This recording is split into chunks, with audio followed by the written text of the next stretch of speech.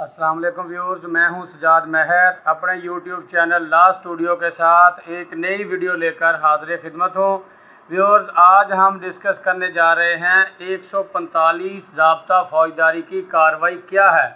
145 ज़ाब्ता फ़ौजदारी का इख्तियार किसको है, पुलिस ऑफिसर और अदालत में इसका क्या प्रोसेस है, 145 की कार्रवाई किसको कहते हैं, किन हालात में 145 की कार्रवाई अमल में लाई जाती है और पुलिस स्टेशन, पुलिस और अदालत में इसका क्या किरदार है, कौन सी अदालत है जो 145 की कार्रवाई पर अमल कर सकती है। वीडियो इंतहाई दिलचस्प है, इंतहाई मालूमाती वीडियो है, आखिर तक जुड़े रहिएगा। और जो नए व्यूअर्स अभी शामिल हुए हैं उनसे रिक्वेस्ट है कि वो हमारा चैनल सब्सक्राइब कर लें और बेल आइकन प्रेस कर दें ताकि हमारी हर आने वाली नई वीडियो आप तक पहुंचती रहे। जी व्यूअर्स, 145 ज़ाब्ता फ़ौजदारी, 145 ज़ाब्ता फ़ौजदारी की कार्रवाई किस पर होती है। ज़मीन, प्रॉपर्टी, जायदाद जो गैर मनकूला हो, जो एक जगह से दूसरी जगह शिफ्ट ना की जा सकती हो, जिसको एक जगह से दूसरी जगह ले जाया ना जा सकता हो, गैर मनकूला प्रॉपर्टी, इमूवेबल प्रॉपर्टी और वाटर चैनल, पानी का किसी का मसला है, उसके साथ अटैच उसका ट्यूबवेल, उसका कैनाल सिस्टम और जायदाद में आपकी ज़री ज़मीन भी है, कमर्शियल ज़मीन भी है, आपकी प्रॉपर्टी, आपका मकान भी है, आपके कारोबार, आपकी फैक्ट्रीज़, मिल्स, जो भी नाज़रीन चीज़ें हैं जो गैर मनकूला जायदाद में शामिल होती हैं, उन तमाम पर 145 की कार्रवाई हो सकती है। 145 की कार्रवाई में तरीका क्या है। 145 की कार्रवाई का तरीका ये है कि ऐसी गैर मनकूला ज़मीन जिस पर डिस्प्यूट आ जाए, जिस पर लड़ाई झगड़ा आ जाए, मालिक वारिस ज़्यादा आ जाएं, कोई कहे कि ये ज़मीन मेरी है, कोई कहे कि ये ज़मीन मेरी है और वो मामला अदालत में पहुंच जाए तो अदालत 145 की कार्रवाई अमल में लाती है। 145 ज़ाब्ता फ़ौजदारी की कार्रवाई है। इसके लिए अदालत में नालिश, रिपोर्ट, इंफॉर्मेशन, इतला जाना ज़रूरी है। उसका क्या प्रोसेस है। कोई भी शख्स जिसकी प्रॉपर्टी पर कोई बंदा कब्ज़ा कर लेता है, दूसरा फरीक कब्ज़ा कर लेता है, वो पुलिस स्टेशन में जाके अपनी रिपोर्ट करवाता है। पुलिस ऑफिसर ये समझता है कि ये जायदाद जो है इसी बंदे की है और दूसरे ने इस पर गलत कब्ज़ा जमाया है और बार बार वो ये कब्ज़ा जमाने की कोशिश कर रहा है, तो पुलिस ऑफिसर उस पर 145 की कार्रवाई के लिए मुतलका इलाका मजिस्ट्रेट की कोर्ट को या मुतलका जुडिशल मजिस्ट्रेट साहब की कोर्ट को तहरीर करेगा कि इस पर 145 की कार्रवाई का आगाज़ होना चाहिए, इस पर 145 की कार्रवाई शुरू करनी चाहिए। उसके लिए वो रोज़नामचा में रपट लिखेंगे, जो सबूत होंगे वो साथ अटैच करेंगे और साथ रिपोर्ट करेंगे। 145 के कलंदरे के लिए, रिपोर्ट के लिए, कार्रवाई के लिए अदालत में इस्तदा करेंगे। अब पुलिस ने जो रिपोर्ट करनी है उसने ये लिखना है कि यहाँ पर लड़ाई होने का अंदेशा है, ये फ़लाँ पार्टी के कब्ज़ा में थी, या दोनों पार्टीज़ अपना क्लेम कर रही हैं कि ये मेरी ज़मीन है और ये मेरी ज़मीन है। और उसमें पुलिस ये भी लिखेगी कि इसमें लास्ट पोजेशन, आखिरी कब्ज़ा किसके पास था। तो अदालत में जुडिशल मजिस्ट्रेट साहब या उस इलाका के इलाका मजिस्ट्रेट साहब के पास ये रिपोर्ट पहुंच जाती है 145 की कार्रवाई के लिए। वहां पर डायरेक्ट रंजीदा शख्स जिसके ज़मीन पर कब्ज़ा हुआ होता है वो बजरिया काउंसिल भी वहां पर एप्लीकेशन गुजार सकता है कि 145 की कार्रवाई की जाए। और नाजरीन, यहाँ पर एक बड़ी अहम और इंफॉर्मेटिव बात यह है कि 145 की कार्रवाई के लिए 2 माह का अरसा है। अगर आपकी ज़मीन पर किसी ने नाजायज़ कब्ज़ा कर लिया है तो 2 माह के अंदर अंदर आप 145 की कार्रवाई का आगाज़ करवाएंगे। अदालत में मजिस्ट्रेट साहब 4 चीज़ों को नोटिस करते हैं। 145 की कार्रवाई का आगाज़ करने से पहले 4 तरह की चीज़ों का ग्राउंड बनाते हैं कि ये 4 तरह की चीज़ें जो हैं ये मौजूद हैं। नंबर 1 के इलाका मजिस्ट्रेट या जुडिशल मजिस्ट्रेट जिसके इलाका में ये डिस्प्यूट है, उस इलाका मजिस्ट्रेट को पुलिस ने या किसी शख्स ने बजरिया कौंसल या खुद पेश होकर इतला दी है कि ये ज़मीन का तनाज़ा चल रहा है और इस पर कार्रवाई की जाए। नंबर 2 वहाँ पर वाकई ही नुक्से अमन होने का अंदेशा है, वहाँ पर नुक्से अमन का ख़तरा है। नंबर 3 वाकई ही वहाँ पर ज़मीन का कब्ज़ा इस तरह हुआ है कि वहाँ पे फौरी कार्रवाई की जाए।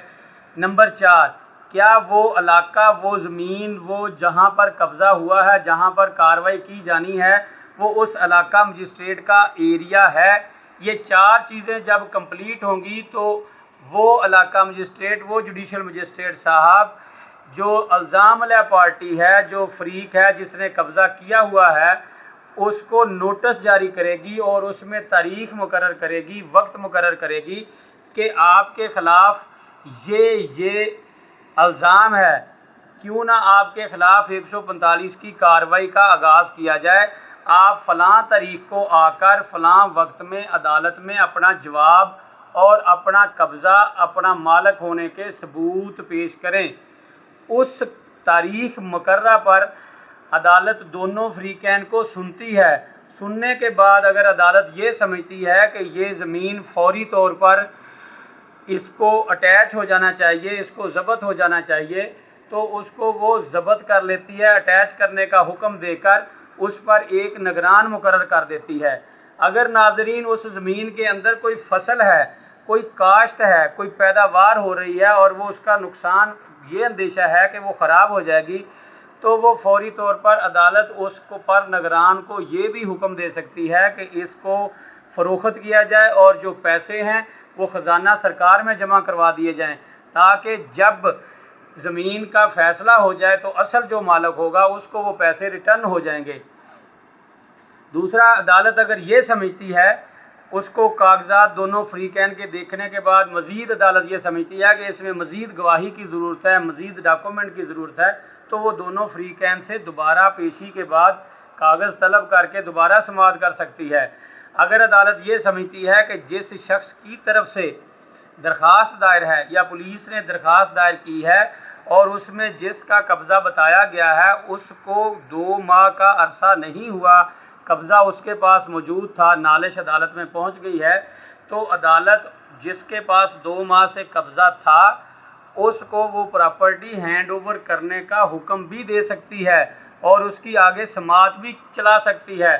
अगर वहाँ पर समाअत के दौरान कार्रवाई 145 चल रही है, उसके दौरान वहाँ पे ये आ जाए कि जनाब फ़लाँ अदालत में उसका दावा दायर हुआ है, फ़रीक़ैन टाइटल के हवाले से, उन्वान के हवाले से, हक़ मलकियत के हवाले से, मुश्तरका खाते के हवाले से वहाँ पर दावा में गए हुए हैं, तो अदालत वहाँ पर आर्जी फ़ैसला भी कर सकती है कि उस वक़्त तक इस ज़मीन का कब्ज़ा उस शख्स को दे दिया जाए जो उसका मालिक साबित हो रहा होता है, या वो शख्स जिसके पास ऑलरेडी उसका कब्ज़ा मौजूद होता है।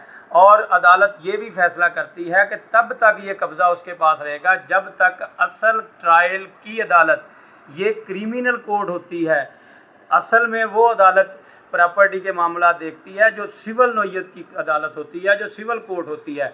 अगर उसमें वो अदालत ये फ़ैसला लिख देती है कि जो सिविल कोर्ट का फ़ैसला जब आ जाएगा तो उस फ़ैसले को माना जाएगा, ता वक्त के उस वक्त तक इस ज़मीन की पोजेशन, इस ज़मीन का कब्ज़ा फ़लाँ पार्टी के हैंड ओवर किया जाता है। उसमें नाज़रीन सबसे अहम बात पुलिस अफीसर की वो रिपोर्ट है जिसमें वो 2 चीज़ों की वजाहत करता है कि एक, वहाँ पर वाकई ही नुक्से अमन का अंदेशा है। अगर ये 145 की कार्रवाई का प्रोसेस ना किया गया तो वहाँ पर सोसाइटी का अमन तबाह हो सकता है, मुआशरे में बिगाड़ पैदा हो सकती है, लड़ाई झगड़ा, कत्लो गारत की पोजीशन आ सकती है, सूरत हाल आ सकती है। और दूसरा, पुलिस ये रिपोर्ट करती है कि इसमें आखिरी कब्ज़ा किसका था। जो मेरिट पर पुलिस इसको देखती है के अदालत को समझने में, अदालत को डॉक्यूमेंट का में को देखकर फैसला करने में आसानी हो, तो वो बाकायदा पुलिस से तलब किया जाता है कि इसमें क्या वाकई ही नुक्से अमन का अंदेशा है, और दूसरा इसमें आखिरी पोजेशन किसकी थी, तो उसको मद्देनज़र रखते हुए अदालत फ़ैसला करती है। नाज़रीन, 145 की कार्रवाई प्रॉपर्टी के तनाज़ात और पानी के तनाज़ात और ऐसी जायदाद जो गैर मनकूला हो, इमूवेबल प्रॉपर्टी जो हो, उसके ऊपर मुतलका इलाका मजिस्ट्रेट या जुडिशल मजिस्ट्रेट जिसका वो इलाका हो, जिसकी वो समात का इलाका हो, वो 145 की कार्रवाई कर सकते हैं। जायदाद के ऊपर होती है जो गैर मनकूला जायदाद है, और इलाका मजिस्ट्रेट या जुडिशल मजिस्ट्रेट जिसकी समात का वो इलाका है, वो 145 की कार्रवाई का आगाज़ करते हैं। उसको इतला वो रंजीदा शख्स देता है, बजरिया कौंसल देता है, या उसको मुतलका पुलिस देती है। उस कोर्ट में इतला का जाना लाजमी है, और वहाँ पर यह साबित होना कि वाकई ही वहाँ पर नुक्से अमन का अंदेशा है और वहाँ पर अमन तबाह होने का ख़तरा है, और वो ज़मीन का तनाज़ा दो पार्टियों के दरमियान वाकई ही चल रहा है, और वो कोर्ट का भी इलाका है, कोर्ट उसकी समाअत कर सकती है, तो उस पर 145 की ये कार्रवाई होती है। अदालत उसमें यह भी फैसला कर सकती है कि ता फैसला जुडिशल कोर्ट या सिविल कोर्ट ये ज़मीन सरकार के कब्ज़ा में रहेगी, वहाँ पर एक निगरान मुकर्रर कर दिया जाएगा जो उस ज़मीन की देखभाल करेगा। दोनों फ्री कैन को भी वो ज़मीन से बेदखल होना पड़ सकता है, और किसी एक को जिसका कब्ज़ा में पहले वो ज़मीन थी या जो उसका अदालत समझती है कि ये उसका मालिक है, उसको अदालत वो ज़मीन आर्जी तौर पर कब्ज़ा बहाल करके उसको तसर्रुफ़ में लाने की काबिज़ होने का हुक्म भी दे सकती है। जी व्यूअर्स, उम्मीद है वीडियो इंतहाई आपको पसंद आई होगी। नेक्स्ट वीडियो तक के लिए इजाज़त दीजिए। अपना बहुत सा ख्याल रखिएगा। फ़ी अमानिल्लाह। अल्लाह हाफ़िज़।